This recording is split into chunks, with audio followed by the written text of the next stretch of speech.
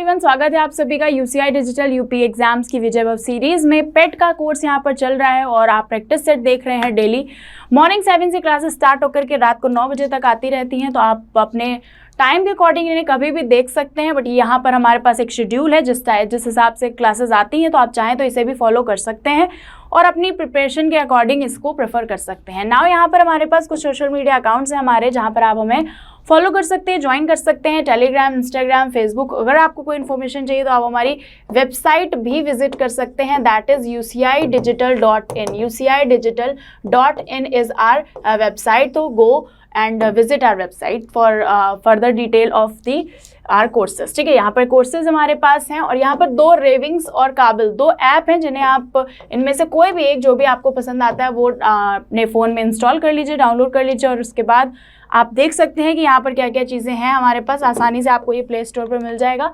Next अगर हम courses की बात करें तो 199 रुपीज़ में हमारे पास अवेलेबल है लूसेंट का कोर्स, जो कि हिंदी में रहने वाला है। यहाँ पर एक्सरसाइज जो है वो कराई गई हैं। बहुत ही पॉपुलर बुक है लूसेंट, जो अक्सर 1 डे एग्जाम्स के लिए बहुत ही हेल्पफुल रहती है। डाउट क्लियरिंग के लिए आप हमें सीधा कॉल कर सकते हैं बिना किसी हिचक के। और अगर आप कानपुर के रहने वाले तो आप हमारे सेंटर भी विजिट कर सकते हैं। It's easy to come here and ये इतने पैसों में, यानी कि इस अमाउंट में आपके पास ये 6 मंथ के लिए अवेलेबल रहने वाला है।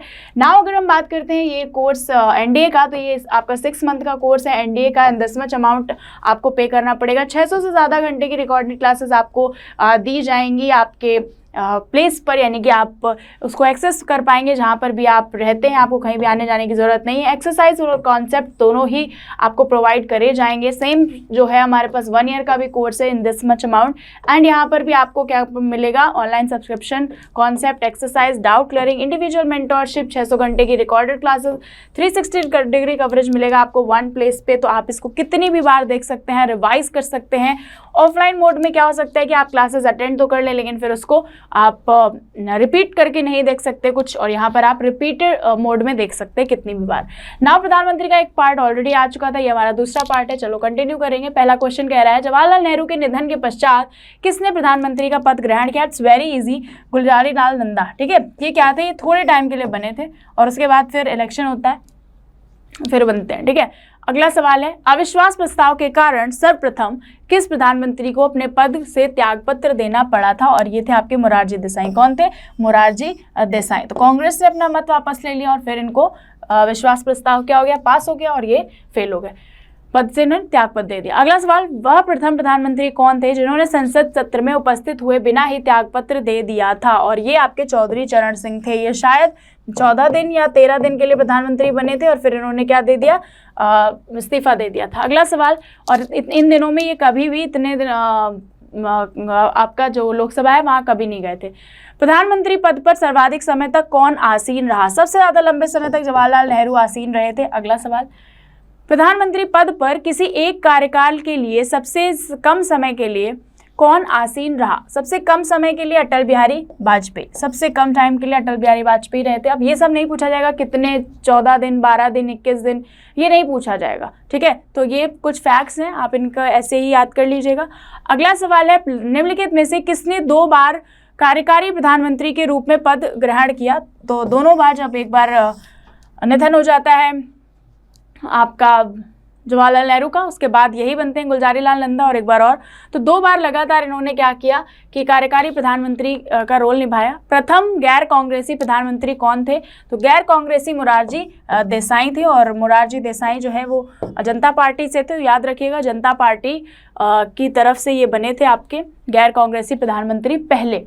अगला सवाल, भारत सबसे कम उम्र में प्रधानमंत्री पद पर कौन आसीन हुआ था? राजीव गांधी। सबसे कम उम्र पर आसीन या प्रधानमंत्री बनने वाले व्यक्ति हैं राजीव गांधी। अगला सवाल है, सबसे अधिक उम्र में प्रधानमंत्री बनने वाले व्यक्ति कौन से हैं? मोरारजी देसाई। मोरारजी देसाई के पास मैक्सिमम एज थी जब वो बने थे प्रधानमंत्री, और राजीव गांधी मिनिमम एज में प्रधानमंत्री बने थे। अगला सवाल, प्रधानमंत्री पद से पदत्याग करने वाले प्रथम व्यक्ति कौन से हैं? मोरारजी देसाई हैं। ठीक है, मोरारजी देसाई प्रथम व्यक्ति हैं जिन्होंने अपने पद से त्याग दिया था, क्योंकि कांग्रेस ने हाथ खींच लिया था। अगला सवाल, ऐसे प्रथम प्रधानमंत्री जिनके विरुद्ध लोकसभा में अविश्वास प्रस्ताव लाया गया, और इसका भी आंसर सेम होगा। अच्छा, जवाहरलाल नेहरू जो है वो ऐसे पहले प्रथम प्रधानमंत्री हैं जिनके अगेंस्ट में अविश्वास प्रस्ताव लाया गया था। ठीक है। और फिर क्या होता है कि ये जीत जाते हैं तो ये लगातार बने रहते हैं काफ़ी सालों तक। अगला सवाल है, लोकसभा चुनाव में पराजित होने वाली प्रथम प्रधानमंत्री कौन है? प्रथम प्रधानमंत्री हैं इंदिरा गांधी। लोकसभा चुनाव में पराजित होने वाली प्रथम प्रधानमंत्री हैं, कौन है? इंदिरा गांधी। अगला सवाल, प्रथम पूर्णतः गैर कांग्रेसी प्रधानमंत्री, तो गैर कांग्रेसी आपके अटल बिहारी वाजपेयी, क्योंकि ये किससे थे सबको पता है। अगला सवाल, भारत के प्रथम सिख प्रधानमंत्री हैं, भारत के प्रथम सिख प्रधानमंत्री मनमोहन सिंह, ठीक है, मनमोहन सिंह है। नेक्स्ट है, किस प्रधानमंत्री द्वारा प्रस्तुत विश्वास प्रस्ताव पर अब तक की सबसे लंबी बहस लोकसभा में चली है? ये क्वेश्चन भी अच्छा है। VP Singh, HD Deve Gowda, Chandrashekhar, Atal Bihari Vajpayee. अटल बिहारी वाजपेयी के टाइम पे जब अविश्वास प्रस्ताव आया था तब बहुत ही लंबी बहस लोकसभा में चली, याद रखना ये चीज़। अभी तक पद पर रहते हुए कितने प्रधानमंत्री की मृत्यु हुई है? 3 प्रधानमंत्री। तो 3 व्यक्ति कौन कौन से हैं? जैसे कि अगर हम बात करें, पहले जवाहरलाल नेहरू, जेएल नेहरू हो जाएंगे आपके, जो कार्यकाल थे पूरा नहीं कर पाए थे और इनकी मृत्यु हो जाती है। फिर दूसरे नंबर पे इंदिरा गांधी, ये भी असैसिनेट कर दी जाती हैं इंदिरा गांधी। और तीसरे नंबर पे इन्हीं के बेटे जो थे राजीव गांधी, वो आ जाएंगे। तो ये 3 व्यक्ति जो हैं वो ऐसे हैं जो अपने पद पर रहते हुए क्या हो गए? एक्सपायर हो गए, ठीक। तो याद रखिएगा, जेएल नेहरू हो गए, इंदिरा गांधी हो गए, राजीव गांधी हो गए। नेक्स्ट क्वेश्चन जो है, अब तक लोकसभा में प्रस्तुत अविश्वास प्रस्ताव, अच्छा एक चीज़ और, मैंने शायद लास्ट टाइम आपसे कहा था कि 10 ईयर्स या किसी के लिए जवाहरलाल नेहरू रहे थे, तो इट वो 17 ईयर्स, ठीक है। लगातार 3 बार तो वो जीत ही चुके थे और चौथा टाइम जब वो चल रहा था उनका प्रधानमंत्री के पद का, तब उनका निधन हो जाता है। अगला सवाल है, अब तक लोकसभा में प्रस्तुत अविश्वास प्रस्ताव सर्वाधिक बार किस प्रधानमंत्री की सरकार के खिलाफ लाए गए हैं? तो ये आपके इंदिरा गांधी। इंदिरा गांधी जो है उस टाइम की, कह सकते हो कि एक इनके ऊपर एक किताब भी लिखी गई है, रेड लेडी इस टाइप की कुछ बुक है, जिसमें बताया गया है कि इन्होंने क्या किया कि कई बार इन्होंने गलत शक्तियाँ यूज़ करी, लाइक पावर्स को यूज़ किया। अगर ये प्राइम मिनिस्टर हैं तो इसलिए इनके सरकार के खिलाफ बहुत सारे अविश्वास प्रस्ताव लाए गए, और अगर ये वो अविश्वास प्रस्ताव पास हो गए थे तो इन्होंने पूरी लोकसभा को ही बंद करा दिया था, इमरजेंसी लगवा दी थी। मतलब इतनी ज़्यादा ये पावर पे रहना चाहती थी, या इतनी ज़्यादा इन्हें पावर्स चाहिए थी। अगला सवाल देख लेते हैं कि भारत का वह प्रधानमंत्री जिसने एक सांसद की हैसियत से संसद के उन सभी संयुक्त अधिवेशनों में उपस्थिति दर्ज कराई जो स्वतंत्र भारत के इतिहास में अब तक संपन्न हुए हैं? अटल बिहारी वाजपेयी, ठीक है। क्या नाम है इनका?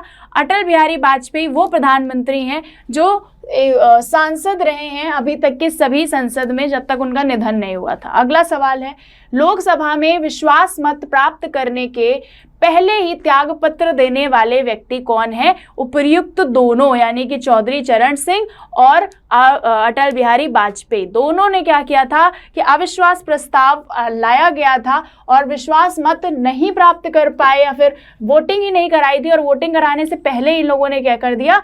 रिजाइनेशन लेटर दे दिया। अगला सवाल, लोकसभा में विश्वास मत प्राप्त करने पर असफल रहने के कारण त्यागपत्र देने वाले, यानी कि जिन लोगों ने, ये वो व्यक्ति हैं जो अभी मैं नाम लूंगी, ये वो व्यक्ति हैं जिनका अविश्वास प्रस्ताव आया और वो अविश्वास प्रस्ताव पास हो गया, ठीक है, यानी कि वो विश्वास मत अपना नहीं बता पाए। तो ये क्या हो जाएंगे? वीपी सिंह हो जाएंगे और देवगौड़ा। ये दोनों ऐसे व्यक्ति थे कि विश्वास प्रस्ताव नहीं पास कर पाते हैं, तब ये रिजाइन देते हैं। लेकिन अभी जो पीछे हमने देखा, चौधरी चरण सिंह और अटल बिहारी वाजपेयी, ये दोनों प्रस्ताव पास ही नहीं हो पाता, वोटिंग नहीं करा पाते, और वोटिंग कराने से पहले ये रिजाइन कर देते हैं।